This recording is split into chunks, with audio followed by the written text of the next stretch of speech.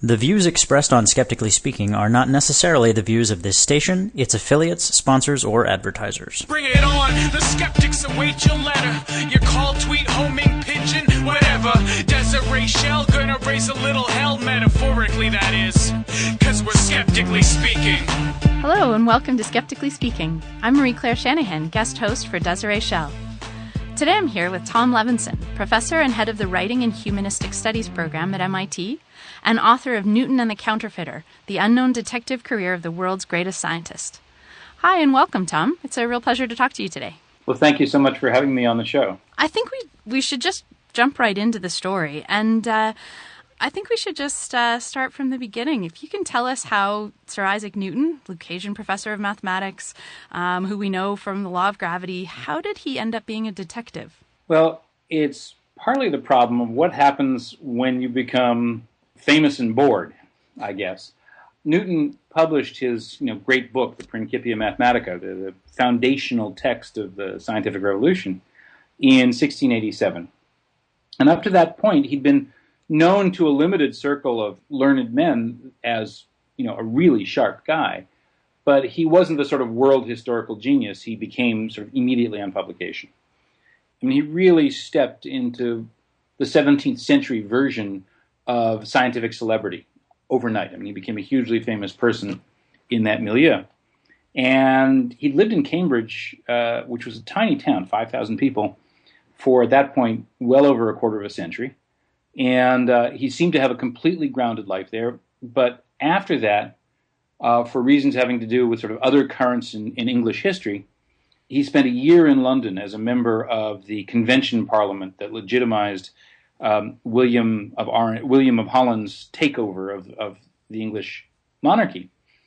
And it was a case of sort of how do you keep them down on the farm once they've seen Paris, or in this case, London. Newton came into contact with a much broader community, a much more intellectually powerful community, and a much more exciting sort of social life, in essence, in London in 1688 and 89, and went back to Cambridge when the Parliament was over, and almost immediately started looking for any kind of gig that could get him back to the big city. And the first one that came along that was really attractive to him was the offer of the post of Warden of the Royal Mint, which, when he was offered it, was supposed to be almost a no-show job, a sinecure, but turned out, for reasons that we can go into, to be an incredibly demanding job. And one of the most immediate demands was to start chasing after currency criminals, counterfeiters and coiners and clippers. So he ended up being a lot busier than he thought he might be. Absolutely. I mean, he literally had, there's a surviving letter from the Chancellor of the Exchequer at the time, Montague, later Earl of Halifax, to Newton, saying, you won't have to show up any more than you want to. I mean, that's a slight paraphrase, but come on up, enjoy enjoy your time in the city, dude. That kind of thing.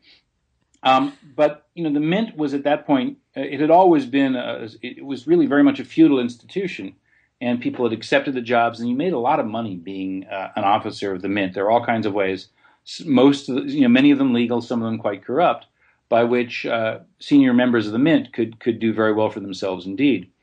And it was, in general, that kind of patronage plum job.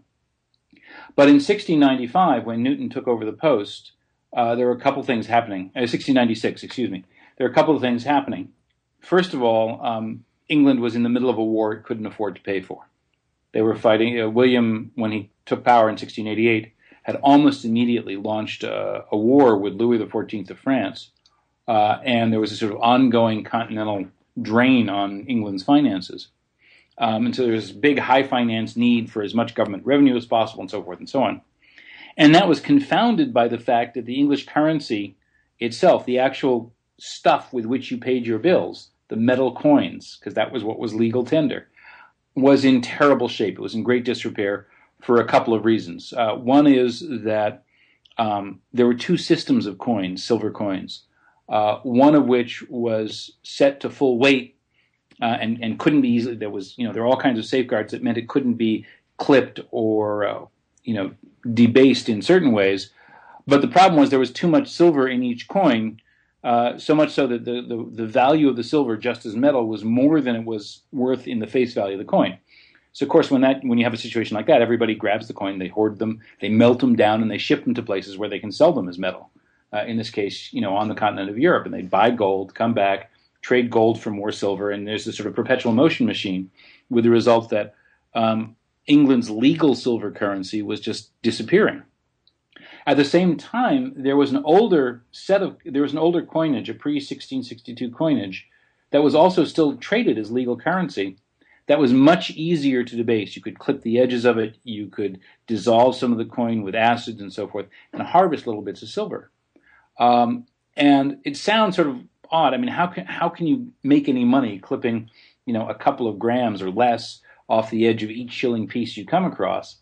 But it was so rampant that by the time Newton took office, that the remaining coins in circulation, and there were only these old coins because these newer coins, these heavy coins, had all been hoarded or sold. These older coins were down to 50% of their legal weight. It was as if half the entire money supply of Britain had been just sort of stolen. I mean, this sounds very kind of esoteric and kind of wonky and all that, but the fundamental result was the daily business life of England and the tax receipts that the government was obligated to accept in this terrible debased coinage, and that could help pay for this expensive war. Both of these things were just in terrible shape. People couldn't buy their pound of beef and their tankard of ale for their dinner because they didn't have any small coins because they were all debased or gone. And the English government revenues were in terrible suspect shape, so much so that the ability of the British government to continue to wage war on the continent was legitimately in doubt. They might have lost the war through just coinage, through currency failure.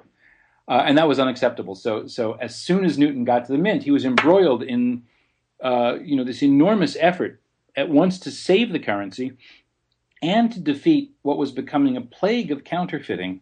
Because, of course, if there aren't legitimate coins in circulation, then, human nature and markets being what they are, people will come along and try and supply the coins the government can't. And if they don't quite have the right amount of silver or what have you, well, Yeah, someone's going to come in and fill that need, whatever way they can, aren't they? Absolutely. And just to give you a sense of the scale, remember, half the legal coinage is missing because it's just been stolen through clipping and acid washing and so forth. And of what was in circulation when Newton took over, more than 1 coin in 10 was a fake. The numbers really startled me, how much of the money was affected and how much of it was really gone. So his nemesis, I guess, in the story is Challoner. Can you tell me a little bit about him? William Challoner is, among many other things, every writer's dream. A really delicious scoundrel. I mean, he was a delightfully bad guy. There's very little original source material on him. There's a sort of penny dreadful biography that was printed right after his death. There are a couple things that he wrote. There are some recollections. And then there's Newton's own investigative dossiers. He actually sicked his agents on him and got a fair amount of the information that survives about him come directly from Newton's investigation.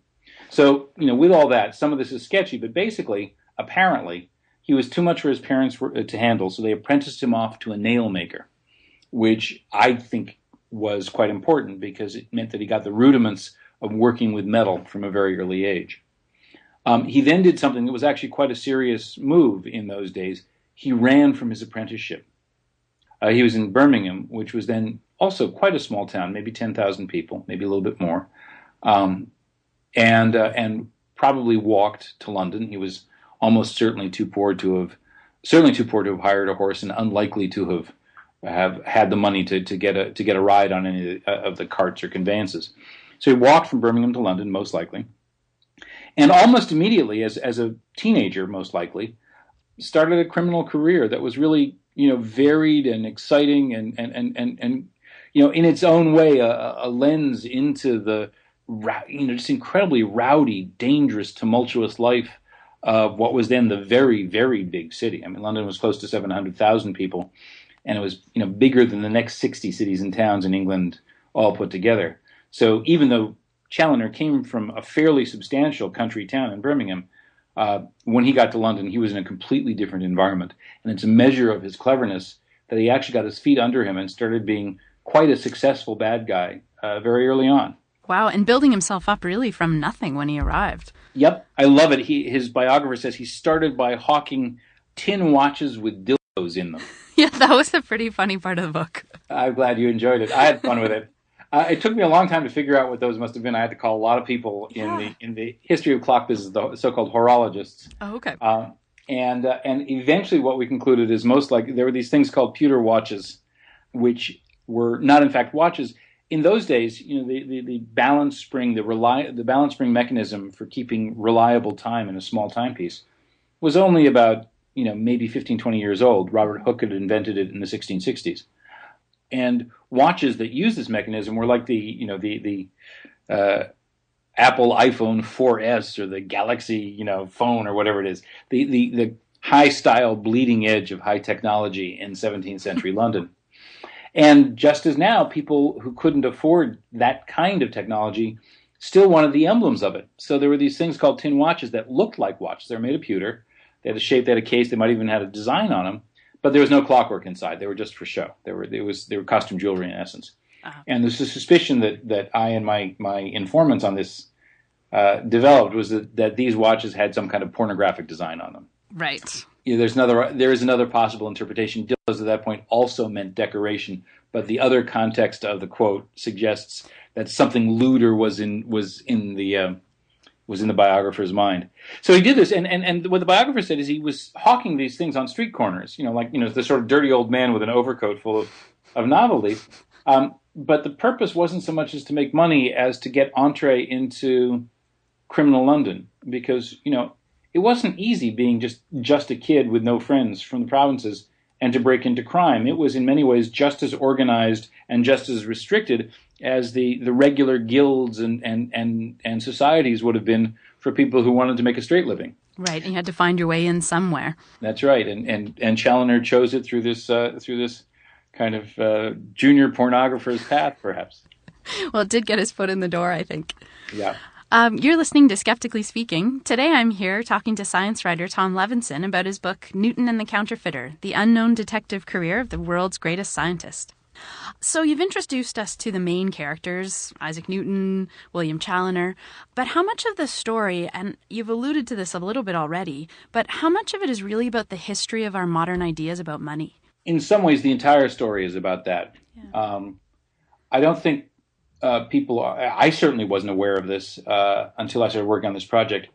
The degree to which the financial revolution and the scientific revolution were deeply intertwined, and the way in which the people who were the architects of the scientific revolution were also significant players in transformations in the world of money and finance. When Newton was a boy, and even into adulthood, money, as most people experienced it, meant a material thing, a chunk of silver in England, which was the foundational currency, or gold, with a picture of a king stamped on the front, and some number saying it's worth, 5 shillings or 10 shillings or whatever it might be. And that was money. And you could have representations of cash in some forms of paper. You could have a promise or a draft from one banker to another in different cities and so forth. But the fundamental notion is that money always meant some physical amount of gold or silver. Right. And by the end of Newton's life, and in part, aided by Newton's actions and that of people like Edmund Halley of the Comet and others, money came to include a much broader set of possible instruments. And you began, not entirely, Newton, for example, was instrumental in moving England to the gold standard, where gold coins formed what was thought to be the real currency. But this was the period at which, first of all, you first begin to see paper currency, actual legitimate paper notes.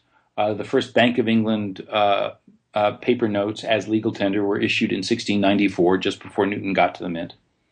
But you also start seeing ways to represent money not as a fixed physical object that in itself doesn't change, but as an idea on which you can perform calculations. You can think about its value in the future. If you make a promise of money, 10 years from now, what's that worth in today's value, and so forth and so on. You start having bonds. You start having very interesting hybrids of, debt instruments that offer the possibility of buying stocks. So you have, convertible debt for equity stuff. You have lottery tickets that are at once gambling instruments, legal currency just for their face value, and long-term bonds that will pay you a certain amount of money over time. You have all these different experiments, but all of them collapse into this idea that's common between the financial revolution and the scientific revolution, in that you move from thinking about, a direct material observation. I'm watching the flight of that cannonball. I am tracing the path of this shilling from me to my baker, from the baker to the flour seller, and so forth and so on. And you're abstracting that into ideas upon which you can perform, into concepts and quantities into which you can perform mathematical calculations. Newton was intimately involved in that. He understood the importance of credit. He recognized, in essence, as did others at the time, that the issuing of credit was in effect issuing money. That when the British government sold bonds to the public and promised to pay interest on those bonds into the future, they actually increased the amount of money in circulation through this issuance. And these were revolutionary ideas, and they had a revolutionary impact. And all of that's happening actually directly in the process by which, the counterfeiter counterfeits. He starts counterfeiting gold coins, and he finishes counterfeiting these malt lottery tickets, which are these combination, gambling instruments, legal tender, and bonds that I was talking about. And Newton's chasing him every step of the way, and at the same time trying to figure out how to make coins properly, warning that the recoinage isn't going to work, and defending the idea of government credit to people who still thought that the only thing worth actually trading in was a solid silver shilling. And you actually mentioned a couple times that Challoner himself is a little bit a revolutionary in a sense as well. Is that kind of a fair assessment? I probably said that. It's probably slightly hyperbolic. I think what I'd be willing to really defend is that Challoner, more than almost everyone else, very few, I think, other Englishmen at the time, really grasped how radically transformative the new ideas about money were about. And he was very adept with dealing with metal and with coins and with the tools and techniques of both coining and hence counterfeiting. But he was among the first, for example, to pass bad checks. He recognized as fast and probably faster than any other criminal in London the opportunities inherent in trading in paper. And I think there is a sense that he really was going, when he was finally trapped and caught. He was at his wit's end. He'd been hounded by Newton for 2 years, and he'd run out of resources and he'd run out of friends. But he was still trying to make the big score, and he actually, wasn't actually that far off doing it. And he was doing it with paper, not with coins. So he was at least, if not revolutionary, at least kind of creative and flexible. And absolutely. He didn't advance the revolution in paper, but when it was happening around him, when this abstraction of money from things to ideas was occurring, he recognized it very quickly, and he tried to take advantage of it as soon as it was available to him. How did you find Challoner and this story of him and Newton? Long ago, in the 90s, that's fairly long ago, I was working on a book on a completely different project. It was a history of science told through scientific and musical instruments. And of course, if you start with the Greeks and go to the present day, you sort of run through Newton somewhere along the way. Of course. And so I was reading a couple of Newton biographies, and in one that's now quite obscure, that nobody really reads anymore, I found a quote from a letter Challoner wrote to Newton after he'd been caught, when he was days away from being executed. And it's this just piteous, heart-rending letter. "Oh, dear sir, have mercy on me. I will be murdered if you don't take action. Pity me. Please, help me, help me, help me. Oh, your near murdered humble servant, W. Challoner." And, I was doing that project, and I had a couple other projects lined up behind it and so forth. But I was struck by both this, really, sudden, absolutely human voice calling to me across, 3 centuries saying, "I am in the shadow of the gallows and the grave. I'm terrified. Help me." That was moving. Yeah. But of course, being a writer, I sort of go, okay, be moved now. What an amazing story there must be behind whatever it was that brought this criminal into correspondence with the person I only knew as the greatest scientific mind of his age. Yeah. How could this happen? What did this tell you about what was going on in society? What was the story behind, what combination of events and historical circumstances could lie behind that letter to make that letter possible? So that stuck with me, and years and years later, I finally got back to it and came up with this book. You're listening to Skeptically Speaking, and we'll be right back with Tom Levenson and his book, Newton and the Counterfeiter, after this.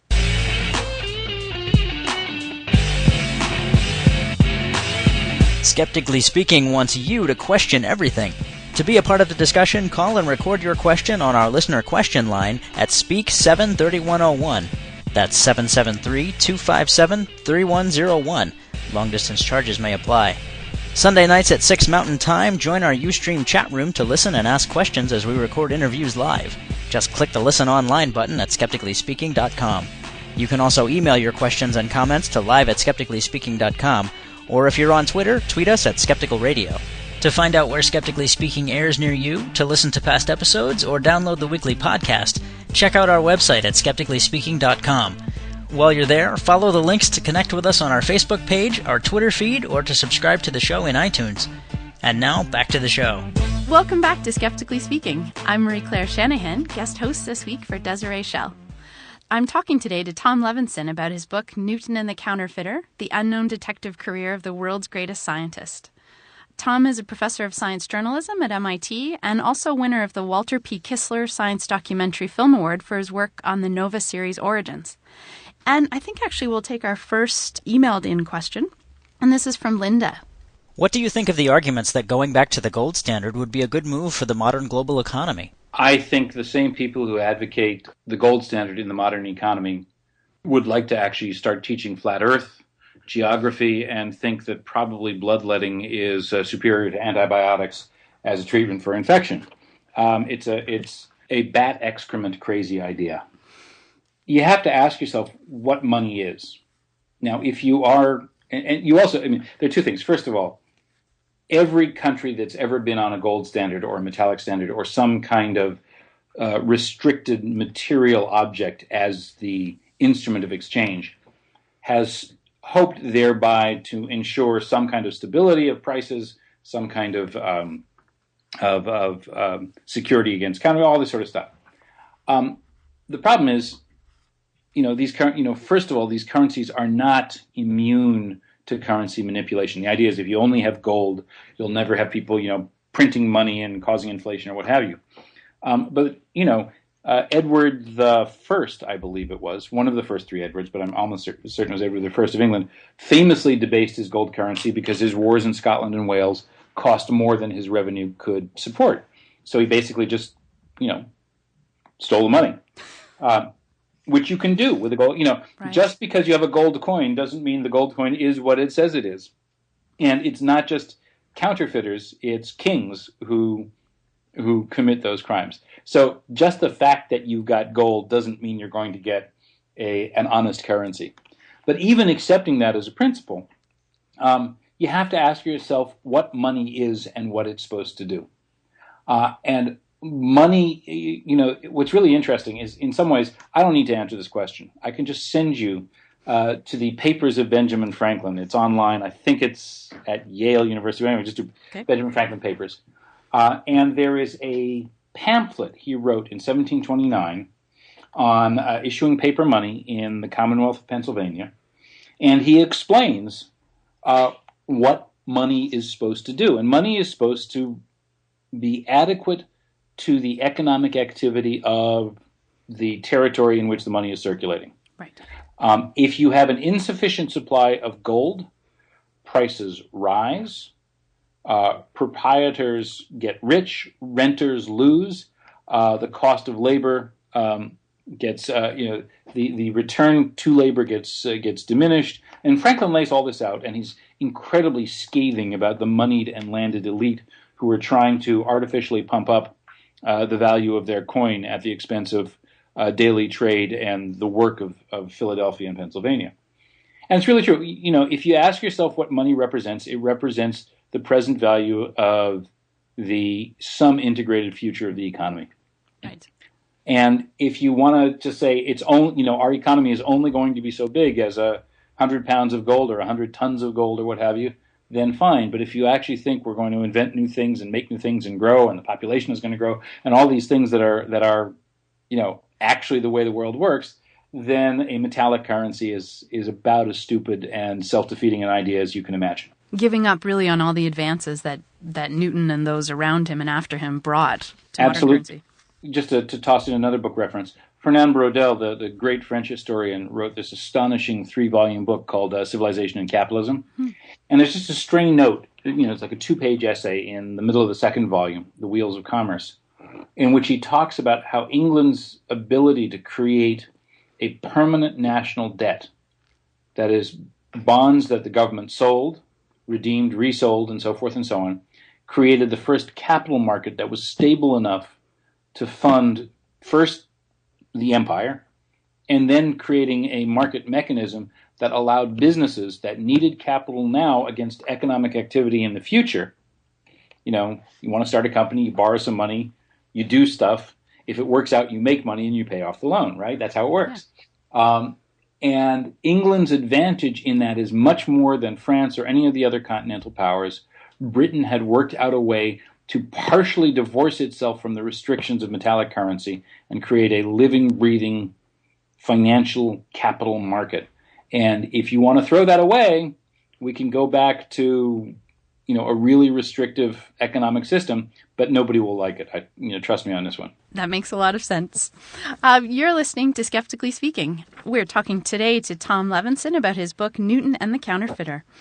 So I want to get back to talking about Newton for a second and who he was. You mentioned that in your mind, he was the greatest scientist that ever lived. And that's the version that we usually talk about of Isaac Newton. He's the one we talk about in high school physics classes, and it usually kind of runs along the lines of one of the most brilliant scientists of all time, before the age of 30, formulated the laws of mechanics, discovered universal law of gravitation, invented the methods of calculus. Basically, brilliant man did brilliant stuff, the end. And that's all we ever hear. How is the Newton in your book different from that Newton? He's different in a lot of ways. I mean, first of all, Newton, I still think Newton was the greatest scientist who ever lived, a brilliant man who transformed not just bodies of knowledge, but ways of thinking that are completely interwoven in the way the world thinks, the way we think and understand how the world works now. So he's one of these people who actually does deserve his reputation. But he wasn't simply a boy genius. He didn't actually do all that stuff you just said before he was 30. He got started on all that stuff before he was 30. He was, I got that out of a university physics textbook. I hate to tell you this. Sometimes they're wrong. They lie. No, this is going to get me into all kinds of trouble. But physicists are not always the best sources for the history of physics. Shocking. There's stuff, it's the old Mark Twain thing. It's not what they don't know, it's what they do know that ain't so that's the problem. And in partly it's things like that have been repeated over and over again. That, yes. Newton had this miracle year when he was, back home escaping from the plague and he figured it all out, just getting hit on the head by one apple. Right. He certainly got, during those plague years, the miracle years, he got started on working out the calculus. He certainly first came to grips with the problem of gravity. He started thinking about problems of motion. But, at that point, he still had to work out what inertia actually was. He was still trying to tease out the fact that gravity might actually be something that wasn't, an active force inside a body, but was some relationship. There are lots of, one thing we forget is that Newton had to make himself a Newtonian and probably never quite completed the job in the sense that his younger contemporaries and his heirs were more thoroughly Newtonian than the old man himself ever was, but it took a while, and he went back and forth between doing physics and other things, physics and mathematics, and that's one of the differences I learned. I mean, I think people probably have a sense that Newton was a very religious man, and there were more volumes about religion, and he wrote more about religion in various ways than he ever did about natural philosophy or mathematics. He owned more books in his library about it. He was an avid alchemist. And, for years, for centuries, The alchemy was seen as sort of the crazy Uncle Newton upstairs, and you didn't let him sit with the other Newtons, Newton the philosopher, Newton the man of science, and so forth. I think there's been scholarship over the last 2 decades that really have shown that the alchemy was not an aberration. It was an integral part of the development of his thought. It helped him understand what he was trying to do in a wide range of things, and it was consistent with the theme of all his work. He was trying to figure out how God manifested God's presence throughout the world, and part of it was through the motion of the celestial objects, and part of it was through understanding the mathematical order of the universe, and part of it was understanding the processes of growth and generation and change, which is what alchemy was all about. So to Newton, there was no discontinuity, there was no aberration. It's only looking back on it when we see that alchemy contains within it concepts that seem pretty bizarre, that we say, oh, no, Newton couldn't have done that, he was too smart for that. Well, Newton was fully smart enough to do what Newton did for reasons that made sense to him and make sense when you understand them in context. And most of all, I guess that's a long way around of saying the biggest difference I found in the Newton I knew after writing the book compared with the Newton I knew going into it is that Newton really was a single human being. He wasn't divided up into these different, the Newton the mathematician, Newton the philosopher, Newton the government bureaucrat. That all of these were part and parcel of a life that was a whole life lived by a person who experienced himself as a person, not as this sort of, chorus of different people that history has sometimes made of him. So we shouldn't sort of let it take away from his accomplishments when we hear about Newton the alchemist or Newton the other things that he does. The more you understand about Newton's alchemy, it doesn't take away from his accomplishments. It helps make sense of them. Mm-hmm. And there are things in his alchemy that are just, he was sort of the first and last rigorously quantitative experimental alchemist. He did a lot of chemistry, or as it was then, chemistry, CHYM, as it was written at the time. He was really working on development of experimental methods. He came closer to modern ideas of error, how you account for error in experiments, than any of his contemporaries did. I don't think you would look at the way he accounted for variation in the outcome of different trials of an experiment as a rigorous construction of error bars in the way we do it now. But compared to what was going on around him, it was quite remarkable.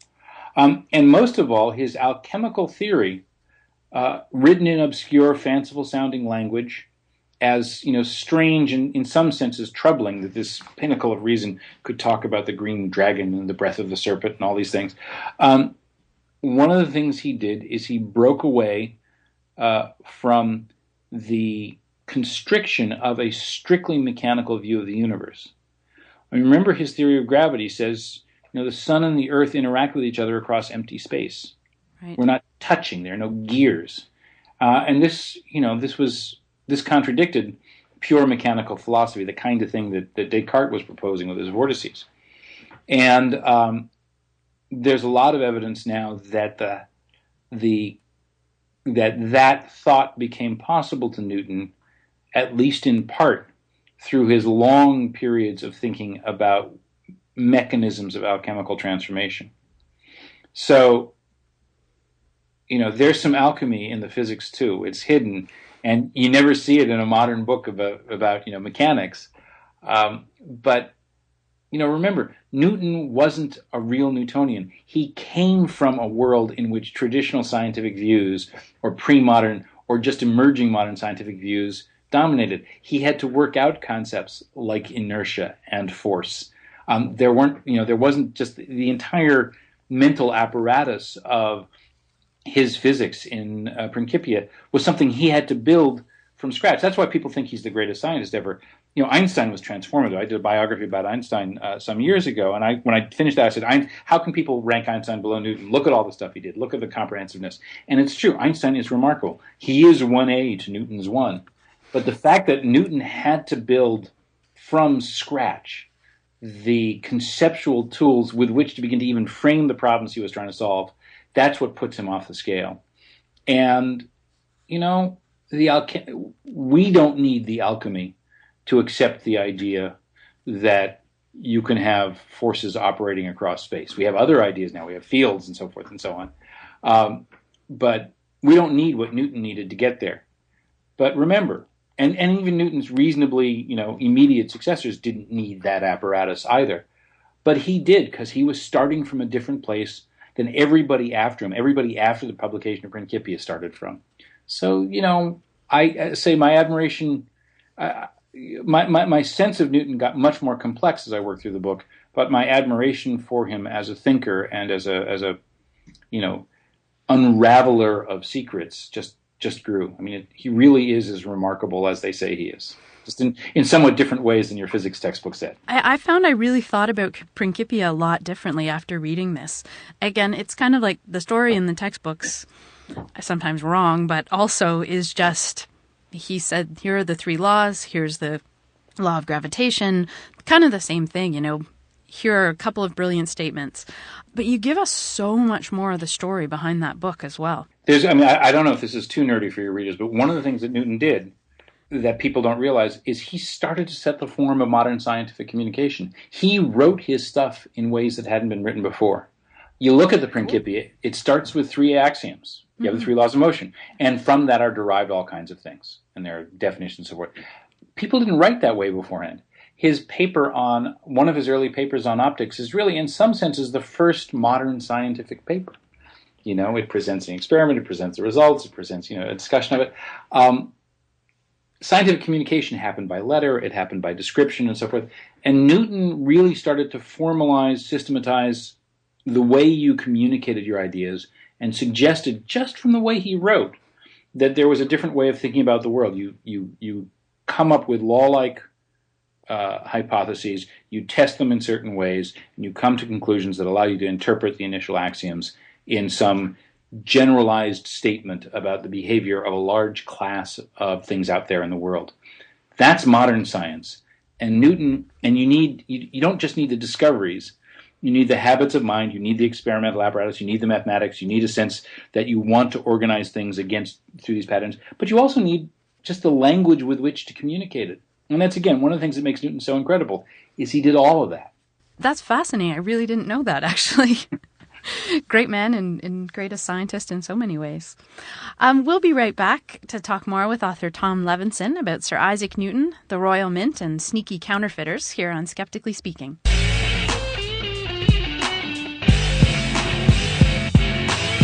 On the next episode of Skeptically Speaking, we're looking at some of the ways motherhood changes the brain and the body. Kate Sukol, author of Dirty Minds, returns to explain the neurological effects of pregnancy and motherhood.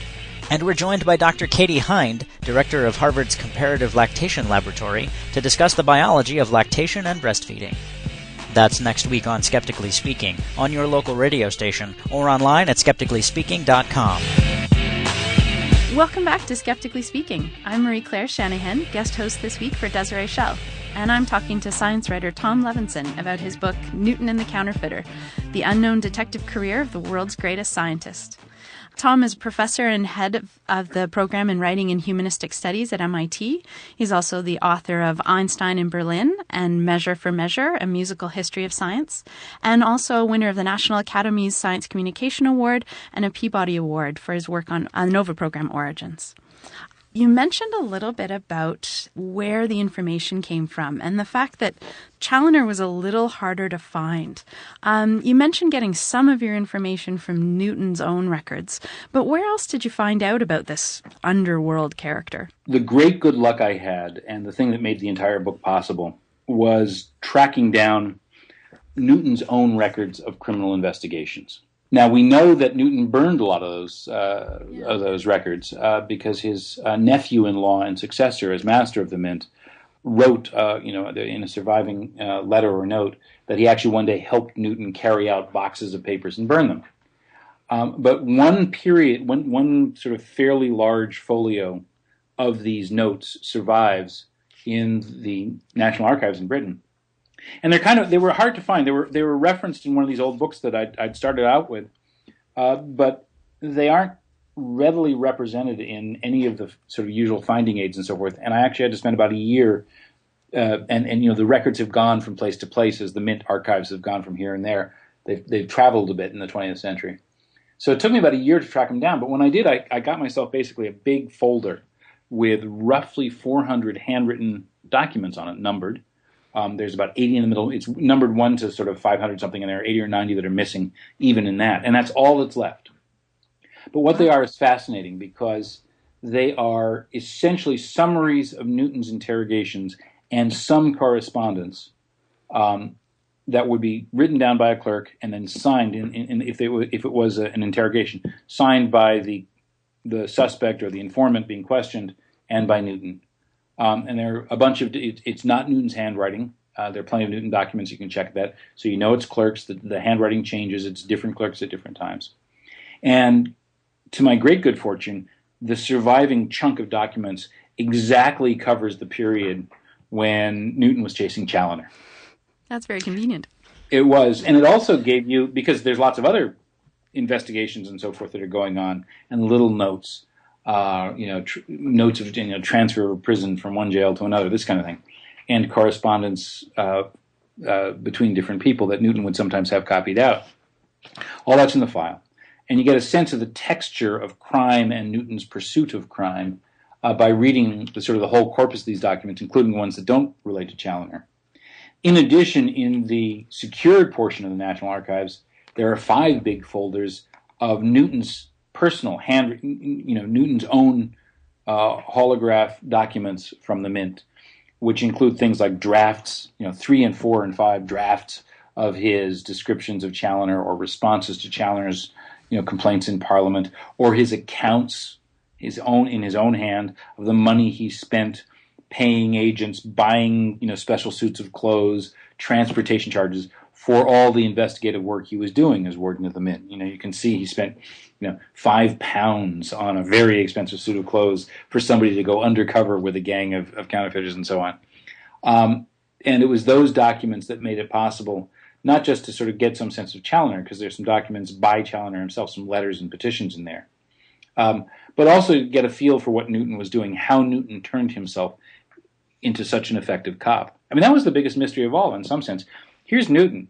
He spends his early life as essentially a farm boy, living in a farm outside a small market town in Lincolnshire, and going to school in that small town. Then going to Cambridge and staying at Cambridge from the time he entered as a student to the time he left for the Mint, 1661 to 1695. At that point, he's in his early 50s. And he spent his entire life as either a kid on a farm or, a studious, almost, sort of stereotype of the impractical professor, the absent-minded professor. He'd forget to eat his dinner and so forth. And he shows up in London and almost immediately is told, you have to pursue this rampant explosion of crime that no one else has been able to tame, right? You got to go do this.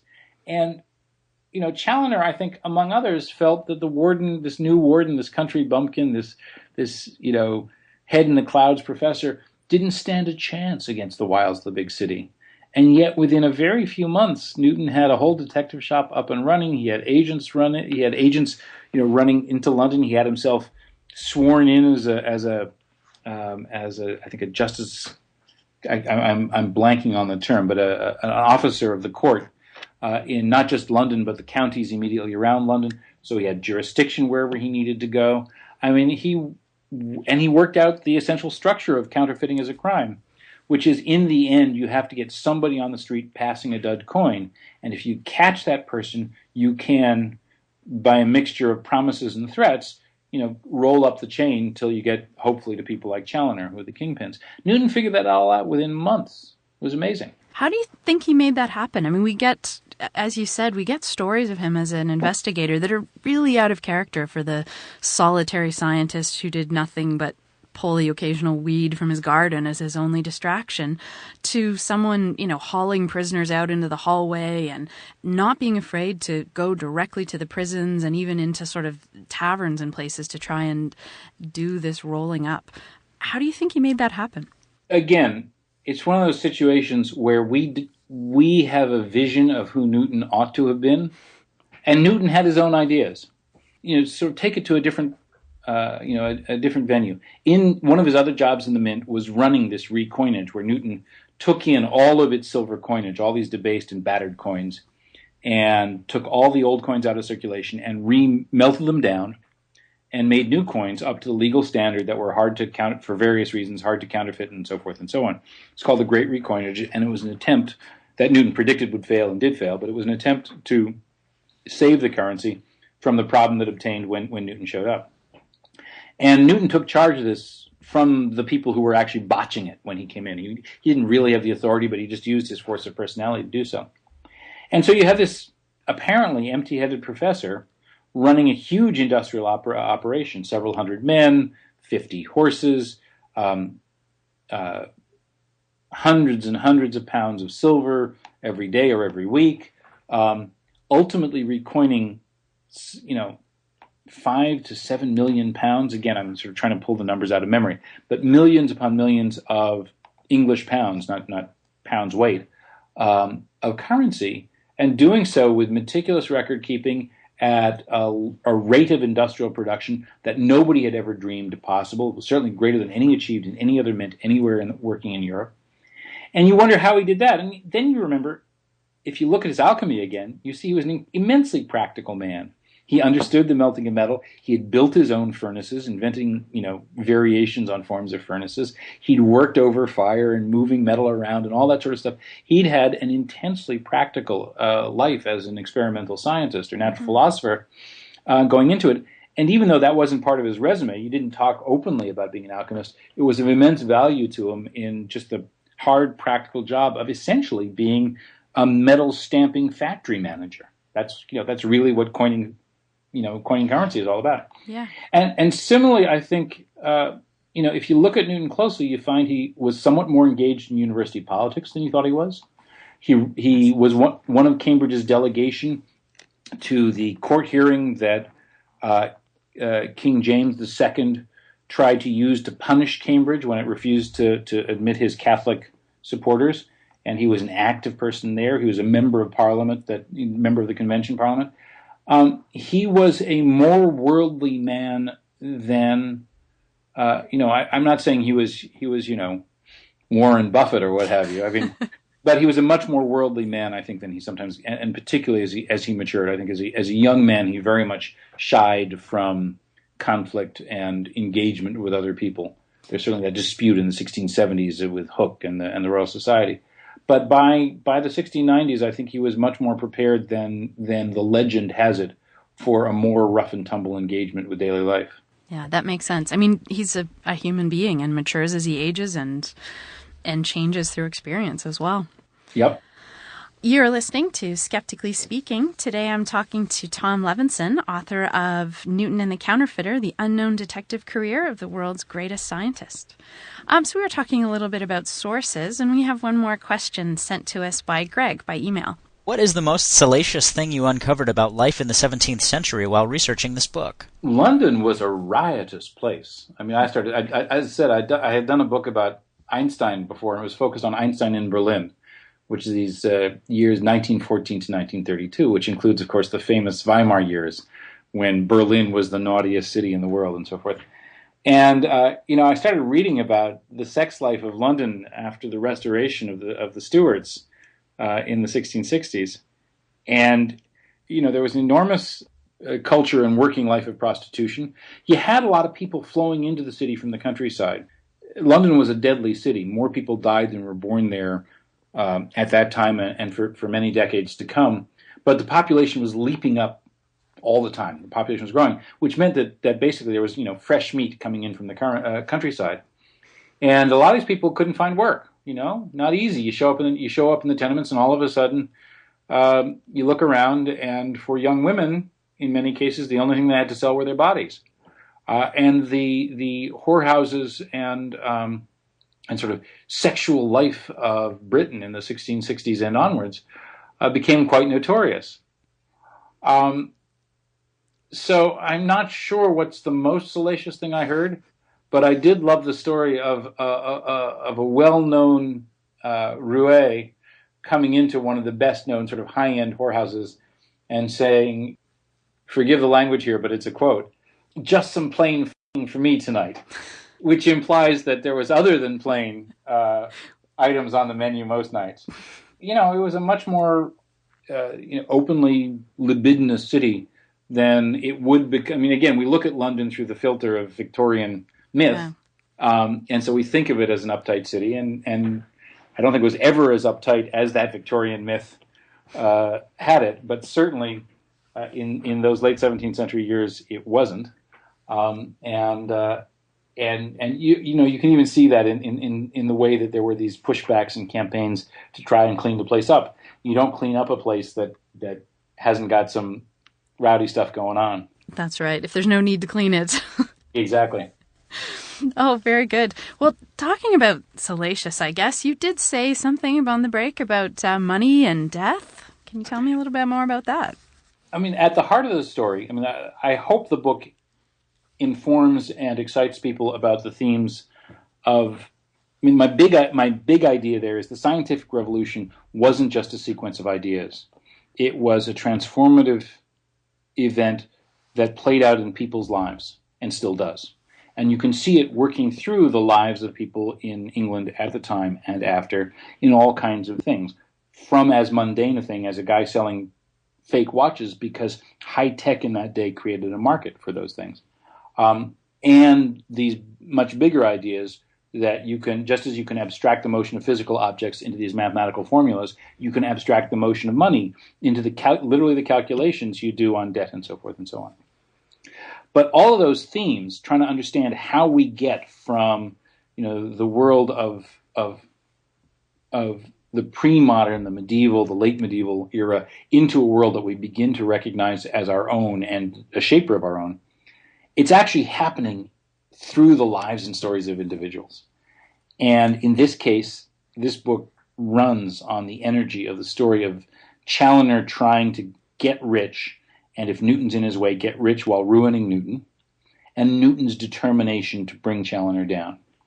And, at first Newton doesn't realize that Challoner is such a threat. When he does, he creates this incredible web of informants around him, so much so that that when he had Challoner in jail, he had informants 3 deep inside the cell, so that when Challoner, clammed up sensibly at the obvious informants, he still spoke to the one he didn't know about, he didn't recognize. And the result, of course, was the terrible fate that counterfeiters faced if they were caught and convicted. Challoner was hung under the same penalty for high treason that Mel Gibson made famous in his medieval torture how-to film at the end of Braveheart. Challoner didn't suffer the full extent of that Mel Gibson in his torture porn managed to convey, but still, it was a terrible, horrible way to die, and that was, he did so at the end of Newton's 2-year-long quest to put him in that predicament. His fear was actually really that first letter that you said you found, that first correspondent, I think, seemed to show that his fear really was legitimate. At that point, he didn't want that fate. Is that right? Oh, absolutely. And also at that point, his fate was sealed. Not to bedevil our listeners, but when you were executed in late 17th century England, you knew it. And the punishment for high treason was really very severe. You were drawn to the place of execution on a rough sledge, so whatever filth there was in the streets. And remember, there were only open sewers in Britain at the time. These streets were this sort of awash in animal and human excrement, and the whole, it wasn't pleasant, right? Yes. Celebrated criminals would often be given gin along the way by admirers, not counterfeiters. They were people who had been convicted of treason for, playing with the king's face on the coin. You get to the gallows, they don't have trapdoor gallows. This isn't that image of, string them up in the Old West where, you drop and your neck snaps and you're dead. This is, you're at the top of a ladder, the ladder gets taken away and you dangle. And if you were wealthy enough, still, if you had enough resources, you could pay the hangman to pull on your legs to speed death. Or if you had friends, they might rush the gallows and do the same. But Challoner was broke and friendless. So he would just do what was called the hangman's dance, twitch and struggle till he died. Not fun. No, not good at all. It's awful. we're as always, worse for women. Women who were convicted of treason, of coining, were sentenced to be burned to death because it was considered immodest for somebody to see them twitching in the hangman's dance, because it was seen as a sort of parody of erotic whatever. So they were burned, and usually kindness had it they would be strangled to death on the pyre before the fire was lit, but it didn't quite always happen. So it is always worse for women. Oh, a terrible fate for both, really. Absolutely. So I guess kind of on that note, I also hear that you're working on a new book that's a bit of an informal sequel to Newton. More fraud, more corruption, more money? Absolutely. And Newton's actually still involved, because in the early part of the 18th century, you have all these new ideas about money. You have joint stock companies, flourishing. You have new banks. You have checks. You have bonds. You have enormous amounts of government debt. You have all kinds of things. And what that kind of ferment, what that kind of financial engineering means, is you have essentially an unlimited scope for fraud, deceit, criminal behavior, and plain stupidity. And I'm looking at a particular incident that happened in the early 18th century where all of these came to bear. I'm doing so because, first of all, Newton loses his shirt, and it's South Sea Bubble is what it's called.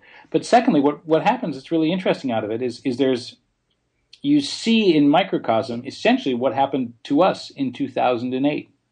And because the South Sea Bubble turned out in exactly the way it did, there are, I think, some very contemporary lessons to be learned by looking at this moment in history with kind of new eyes. It's been written about a lot, but it tends to have been written about in a very Victorian manner, and I hope to do something a bit different. But I'm still in early stages on that, so I probably shouldn't talk too much about it. All right. But I did find that interesting, even in this book, how much of that early history of bonds and sort of different kinds of markets for money really is so meaningful right now as something that we can learn from where these came from. The lesson I most drew from this was that financial engineering is actually, under certain circumstances, a really useful thing. As I said, the creation of modern finance in its first form transformed England from a relatively impoverished country on the fringes of Europe to a world-spanning power, for good and ill, I guess.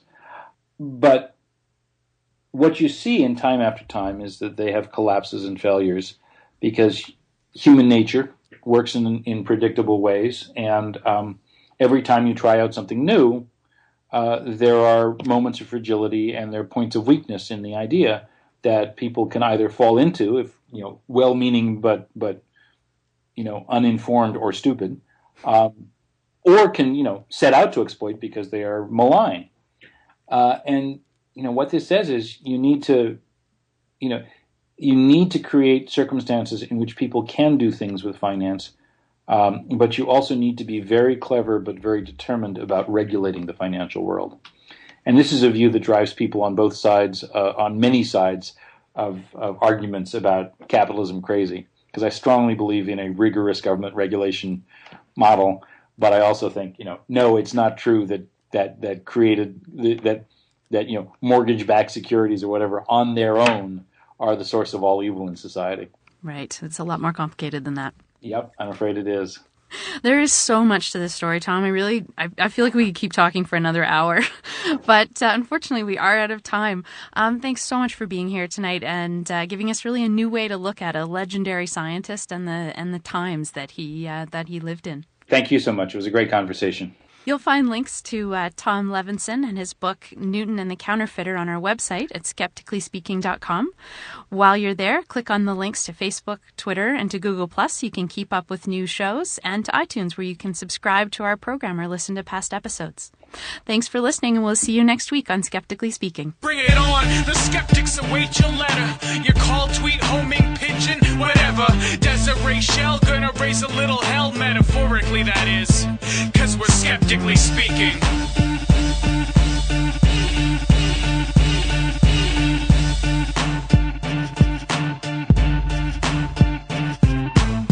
Skeptically Speaking is produced with the support of CJSR 88.5 FM in Edmonton, Alberta, Canada. Our studio assistants are Brent Kelly and Rochelle Saunders. Ryan Bromsgrove is our studio technician and research assistant. The show is produced and edited by K.O. Myers. Our theme song was written and recorded by A.O.K. And I'm your host, Desiree Schell.